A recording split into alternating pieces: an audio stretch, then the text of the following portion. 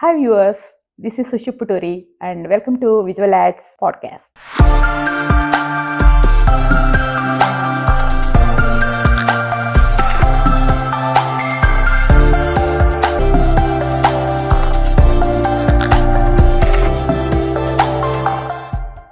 Today we have a special guest, Dr. Anita Somani, and she is a renowned OB-gynecologist and Ohio State representative in second terms.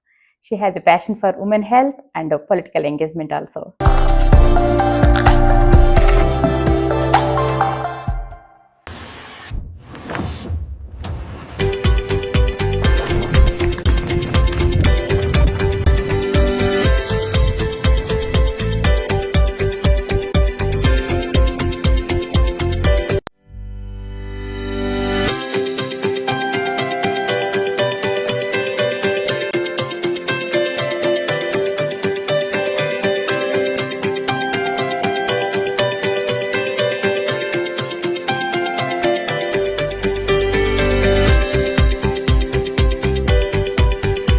Dr. Somani, welcome Thank to our you. show. Thank you so much for inviting me and for having me on. How is your day today? And we have a small guest, and I'll introduce in the middle. And Dr. Miss Chloe. Yeah. Yes, she's a little 7-month-old puppy. She's new and hates to be left alone. Okay, sure. And I love dogs, so don't worry. Okay. So, first of all audience, couple of my friends, they send so many questions about this menopause, perimenopause, Yeah. and endometriosis and fibroids. So first we'll talk about endometriosis and fibroids and how we are going to prevent them and what are the conditions, and you can start like that. Yeah, so endometriosis affects 1 out of 10 women. It's something you can see at a very young age because girls are having periods at a younger age. So the symptoms typically are menstrual cramps, pelvic pain that doesn't respond to birth control pills or to anti-inflammatories. Then as a physician, we need to think about, okay, what else could be going on?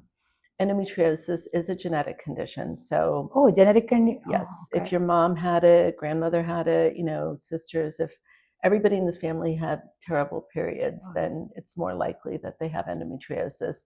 That's good and bad because sometimes people dismiss their daughter's symptoms. They go, we all had bad periods. You just need to suffer through it. But you really don't have to suffer through it. We have a lot of options. Once we make the diagnosis, we have medical management, we have surgical management. So women should never have to suffer with those types of symptoms. So is there any, suppose if you did not take any medications in the diagnosis correctly right time, and is there any critical conditions turnover kind of? So the biggest effects of endometriosis can be infertility. It can affect, your ability to get pregnant because it can cause like an autoimmune response or scar tissue, where the tubes can get blocked, or the ovaries, you can get an endometriosis cyst on the ovaries. So there's a lot of ways it can affect fertility. The other big issue with endometriosis is chronic pelvic pain. Okay. So that can impact your quality of life, your ability to work, your ability, to function day to day. So, and it can impact your relationships. So it's a pretty serious condition. People ask all the time, is there something I can do with my diet? Is there something I can do with exercise?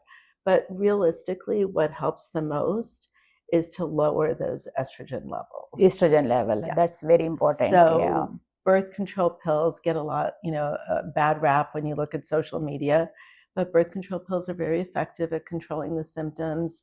They can lighten your periods, they can help with the cramps, and they don't affect your fertility. So I think people who are afraid to take birth control pills should rethink that. There are medications specifically to treat endometriosis, but the side effects are that you're going to feel like you're in menopause. So you might get hot flashes, you might get night sweats, you might feel like you're having trouble sleeping, but the pain will be better. Okay. So it's a trade-off, and not everybody wants to go through those side effects. And then surgical management. So surgery is really important to diagnose it, and then also to surgically remove or excise the endometriosis. We do that robotically because our camera is three-dimensional, our instruments work like our hands, so we can be more aggressive about removing more extensive, like the lesions that we see. When exactly they will be removable, and certain size or certain Just based on symptoms. based on the symptoms, and okay. And the right treatment is to remove them, not to just burn them or laser them, which is what we used to do before. Okay. And what about the fibroids? And Yeah, so you can have both, sadly.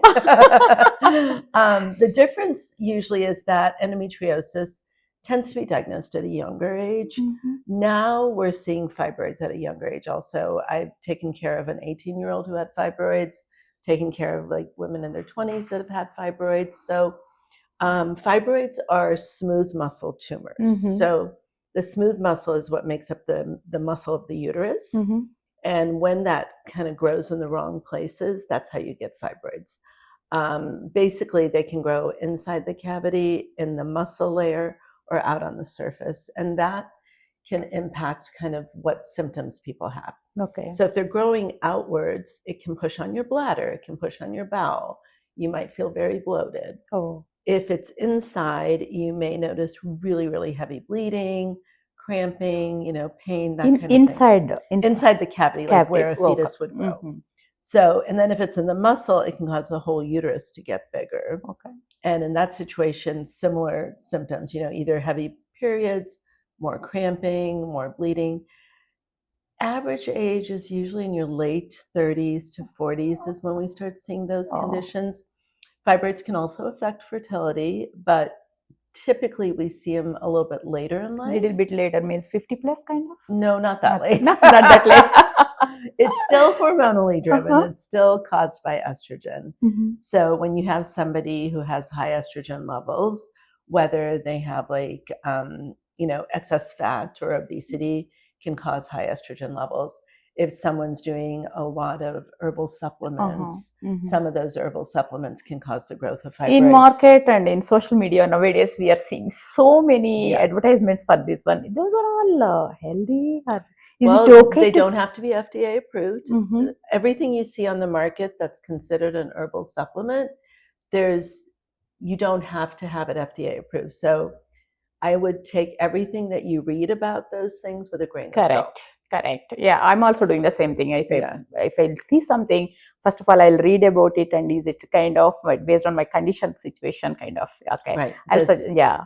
It's easy to say, oh, this is the next miracle cure for anything, like everything from hair loss to weight loss to everything. And so, but you have to see what data. Are the condition data, and is it right data or is it not data? So kind of we can, because most of the FDA supplements, not FDA supplements, most of the herbal supplements, most of the things that you see over the counter, they really don't have many studies behind them.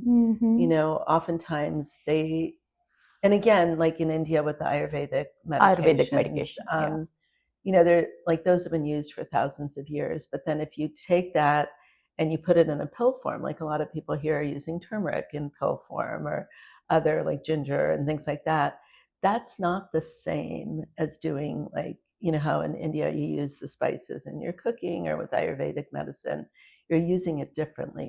You're not making it synthetic. You're not making it into a pill. So I think sometimes what may have been used for thousands of years, whether it's in Chinese medicine or Indian medicines, doesn't translate into the American supplements. Correct. That we see. Yeah. But we need to see the data. Data is very important, kind of. Yeah. Thanks for that one. Yeah. And our next topic is menopause and perimenopause. When we can, as a woman, when we can, we can identify these symptoms, and sometimes any misconceptions are overlooked. So can you please briefly explain about that? So before we talk about perimenopause, premenopause, and menopause, I think one other thing to address about fibroids is treatment options, because it used to be that the only option was a hysterectomy or removing the uterus. But now we have a lot of less invasive options. Okay. Everything from medical management with medicines that are specifically to treat fibroids, to just removing the fibroids. to, there's 2 techniques where you use electrical energy to sort of melt them or shrink the fibroids. And then we have radiologists that can also cut off the blood supply to the fibroids so that they can shrink. Okay. So if someone says your only choice is a hysterectomy, you should really find another doctor. Yeah, I have this one in my family. My mom had this kind of Mhm. situation, and they removed the uterus. Yeah. Around she's in 31 or something. Yeah. So this kind of when I was a child, and I am seeing all the like grandmom and mom and aunties and everybody have this one. So they remove it Yeah, immediately. That yeah. there is no other option, kind of. Right, But right. that's not true actually, right? And Exactly. we need to be go through the process and what are Right. the things based on your condition. You have different treatments. Yeah, Seems and like and being an advocate for your health, like saying, okay, what are my other alternatives? Because yes. some women are done. Some women are like, you know what? I don't want to do anything else. I just want to be done with periods. I want to be done with this, the risk of having new fibroids grow. And then other women are, I'm not ready to close that door. I'm Yeah. still concerned about my fertility. If I could do something less invasive, I would rather do that. So I think it's good to have those discussions and make sure that you know all your options if you are diagnosed with fibroids. I think that and 1 out of 4 women will have fibroids. Oh, 1 out of 4? Yep. And then 1 out of 2 African American women. And Asians, it's a little higher incidence than Caucasians also. Okay. So again, just be aware that it's something that if your periods change, if they get heavier, if they become more painful, you should definitely start with having an ultrasound, checking to see, do you have fibroids or not? And then that same transition when you asked about perimenopause and menopause. When you think about those, most of the symptoms that women experience are a result of perimenopause. Menopause itself just means you've gone 12 months without a period. Yes, correct. If you, during those 12 months, still have a period here or there, then you're not officially in menopause. Correct. So you have to be like, okay, I literally went 12 months. If you went 11 months, no, you're not. You're not in menopause. Yeah. So the big symptoms tend to be a change in your menstrual cycles, like they can get closer together or farther apart. Some women start like noticing in their early 40s that around the time of their menstrual cycle, they have hot flashes. And that's because your estrogen levels dip and your progesterone levels are a little higher right before your period. So that's when those hot flashes start happening. Yeah. And then night sweats, like you wake up and you're throwing off your covers, you're putting them back on, Yeah, and you turn on the fan heat and yes. I know. I think a lot of women experience the night sweats and the hot flashes. And that then leads to things like sleep disturbances or, restless sleep.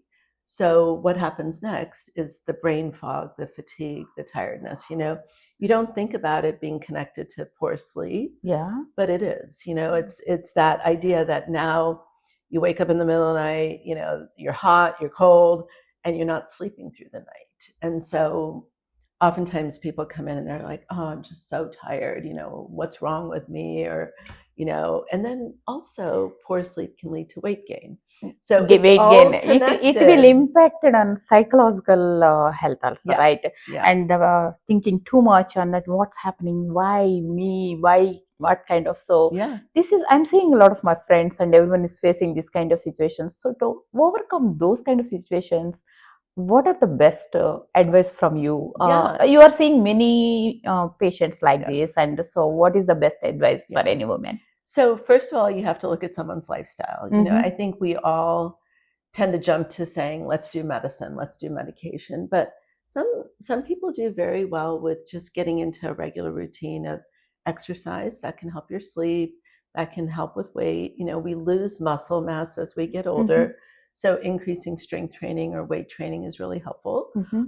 Yoga, breathing, people who have never done yoga, that really deep diaphragmatic breathing can help calm down hot flashes and can help you sleep better. But if those things fail, a lot of times women come in and they're like, I am doing all that. What about these hormones treatments or something? Is it safe? So that's where we get into hormone therapy. Traditionally, the traditional hormone therapy, which in 2002 got taken off, everybody was told, go off your hormones, they're dangerous.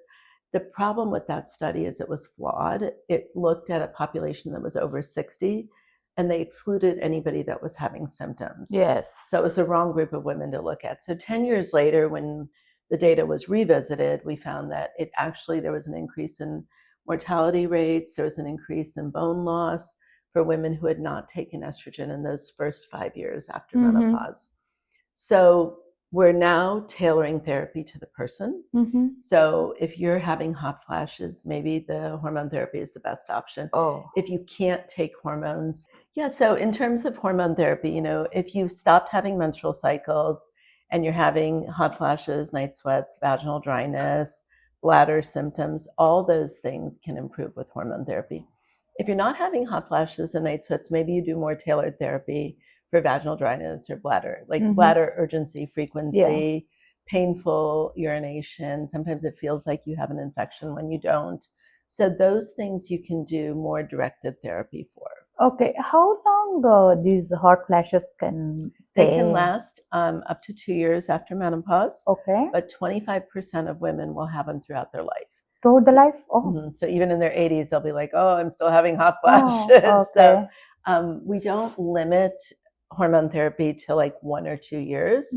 We do it based on the person. So if you said to me after 2 years, I'd like to try and go off, you could try and go off for a few months.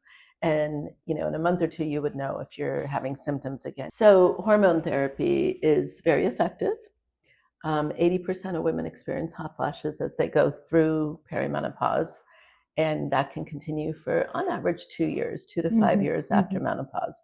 So the risk of breast cancer doesn't go up till someone's been on hormone therapy for at least 7 years. Oh, okay. So you can certainly take it. Yeah, my next question is what are the risks and side effects kind of? Okay, so. And the first 2 years with the oral formulations, there's a little higher risk of having a blood clot or a stroke, but the transdermal, like the patches, the creams, those things don't carry that same risk for blood clots. So that's advantageous in that regard. The other big thing with hormone therapy to recognize is that after 2 years, it actually improves your risk for heart disease. It helps your bone loss. So again, Asian women are more at risk for osteoporosis. Okay. So with that and the risk of fracturing your hip or fracturing your spine, it's a good idea to be on hormone therapy if you need it for other reasons. So estrogen plays a vital role in our women life. That's what my understanding overall is. Yeah. So what are the foods, estrogen foods? Do you know any kind of, can you able to suggest something? So there aren't any like not for medications. Right. Yes. So things that, when you look at like Japanese society, their diet is very high in soy and soy. Yeah. So they don't really have the same menopausal symptoms that people experience here. But that's because they've had soy in their diet throughout their life. It's one thing to take it throughout your life, and it's another thing to just add it at the, right when you start having symptoms. So, but soy has estrogen, tofu, edamame, those things. Things that I kind of caution against would be like red meat, dairy products, because a lot of those animals are fed hormones. So that can aggravate some things like fibroids or endometriosis. We don't know for sure. But is there any proven history or something? We don't know, right? No, but it's always better to eat unprocessed foods that aren't like where the animals aren't given hormones. I think that's one thing that in other countries you don't see as much of that. Where the animal farms are giving hormones to increase because fat in meat tastes better. Like I don't eat red meat, so I don't eat pork, so I'm not somebody who does that. But I think that's something to be aware of when people are trying to change their diet. I always tell them whole foods, fruits and vegetables, stick with things like that, and you're going to naturally be healthier. And exercising and yoga is a must and should kind of. That's what. Okay, cool. So some of the soft benefits of hormone therapy is it helps your hair, it helps your skin. You tend to have more collagen, more elasticity. So oftentimes women will look younger when they're on hormone therapy. That's another complaint. People say, "Oh, I'm losing my hair," or, my skin's changing. So it does help with that. Is it expensive? Hormone therapy. So we, as a legislator, we introduced a bill called the HOTI Act to provide coverage for hormone therapy, because right now it is considered sometimes cosmetic or sometimes optional, which is crazy when you think about some of the men's drugs and medications that are covered. So it is, depending on your insurance coverage, some people it is covered. And in that perimenopausal phase, birth control pills can be used very effectively. Mm-hmm. So the low dose birth control pills can help. But again, coverage for birth control pills is guaranteed by the Accountable Care Act, but not everybody gets equal coverage. Yes, but some papers I'm reading, so those are a little bit of expensive kind of things, and maybe cosmetics it will cover kind of. So it is belongs to this category or that category. So we need to identify and based on our who. Yep. So I think that, again, checking your insurance coverage, hopefully as time goes on, with legislation, we'll be able to get better coverage for Correct. We need to check the coverage, better coverage kind of. Okay. My next question is, I know you are in second term with the Ohio State House politics and all. So your third time you're running. So my first question is, how did you get this interest? And anybody from your family had that, or yours? So how did you get this one? So my dad was actually the first Asian to be appointed to a governor's cabinet in the United States, and that was back in the early 90s. But that was an appointed position. I had to run for office. Part of the reason I ran is because of reproductive health, women's rights, a lot of the stuff after the Dobbs decision, after Roe v. Wade was overturned, was coming back to the states. So having that ability to be at the State House, helping to create legislation that would protect women was really important to me. So that's why I ran in 22, and we had a new district created in Ohio because of redistricting. So the district I ran for was a brand new district. When is the elections? Next November, right? Yeah, so there's a primary. It's a good question. Primary is May 5th, and people should make sure they're registered by April 6th. April 6th. Oh. Yep. Check your registration. Yeah, check your registration. Votes your and then May 6th is the primary. I don't have a primary opponent, so I don't have anybody who's running against me from the same party. So my election cycle will be in November. But definitely they need to register by April 6th or May. For the primary by April 6th. If you're just voting in November, there's a different deadline. Okay, that's good. Okay.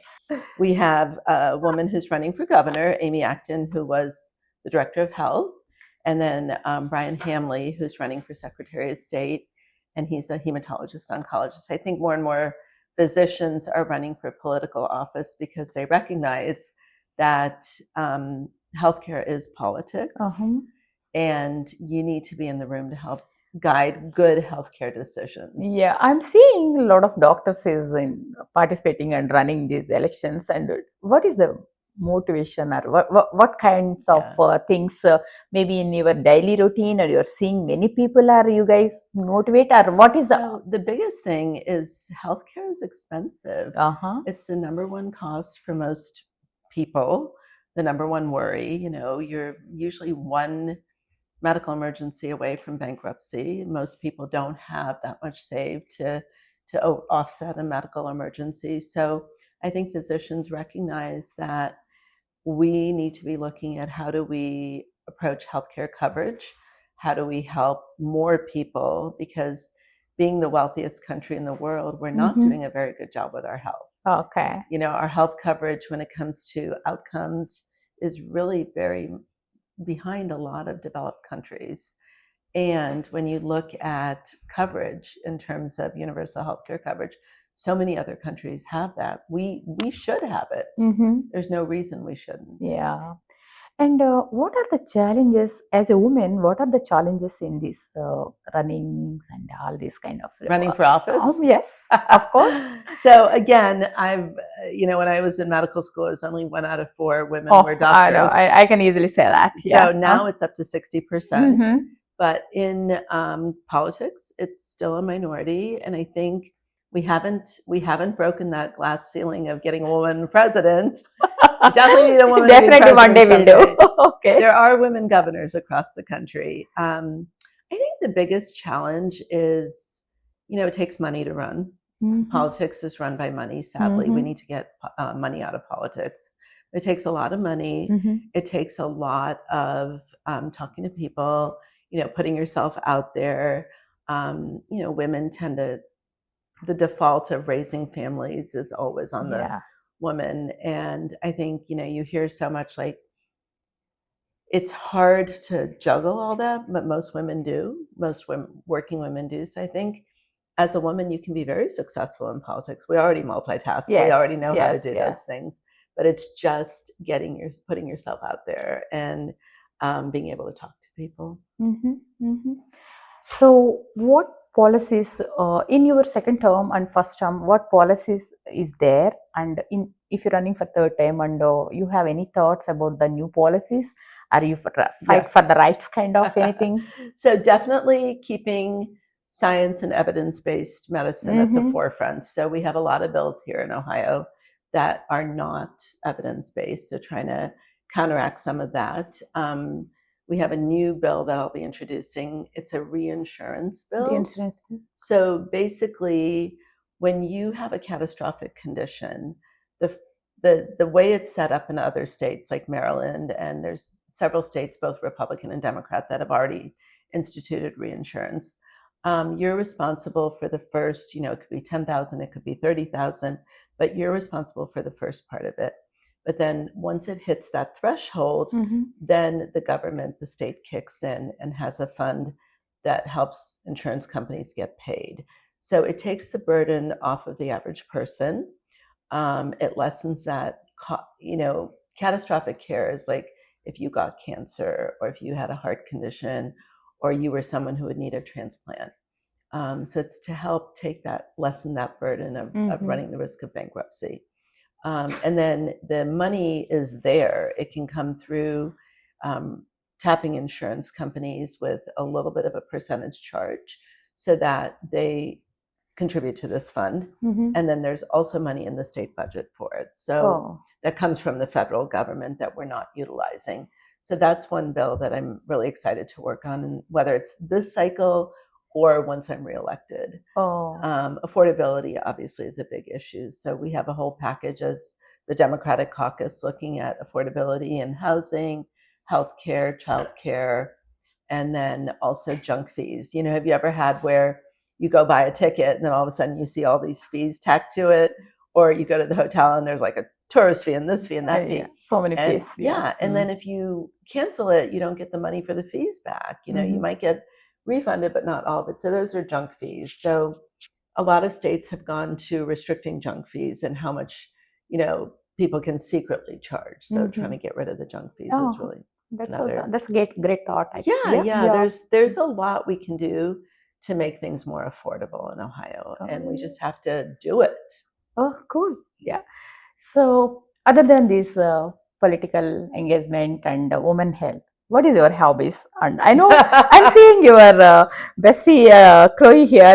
Yes. Okay. So what is your family? I love to bake. I really enjoy baking and cooking. I love to cook for my friends and family. And then I exercise a fair amount. I won't say I exercise a lot. My days of running half marathons have kind of gotten behind me, but I still enjoy, being outside walking and running and I do classes for strength training and Pilates, but the older you get, the more you have to keep up with the exercise. Yes, but you are in good shape. You can see that. And then my kids are grown up, so right now, they're both pursuing their careers. Okay, that's nice. That's nice. We travel a lot. We enjoy traveling. Yeah. So, to our audience, what is the best piece of advice, especially for women? Yeah. It's funny, I always get asked that, like from the standpoint of medical students or, women, but I think the best piece of advice I would give people is that number one, you can do anything you want to. And I think women tend to think that they have to check all the boxes before they move forward, whether it's for a promotion or to run for office, whereas men tend to check half the boxes and go, I think I'll go for it. So I think you should be confident in yourself. You should recognize that you probably do have all the qualities you want, whether it's to go for a promotion, to go for a political office, whatever it is that you want, realize that you already have the capacity to succeed. So believe in yourself. Yes, believe in Yes. yourself. Believe in yourself. Yes. Yeah. Thank you so much, Dr. Yeah. Somani, and it was a pleasure to meeting you. And Thanks. thank you. Yeah, congratulations too on the awards, the video awards that you all Oh, received. thank you, and congratulations to you also. Thanks. So we met in first time in that award ceremony itself. So we both received the same award. Okay. Yes. Thank you. And this is called women empowerment. Yeah. Yeah. That's great. Thank you.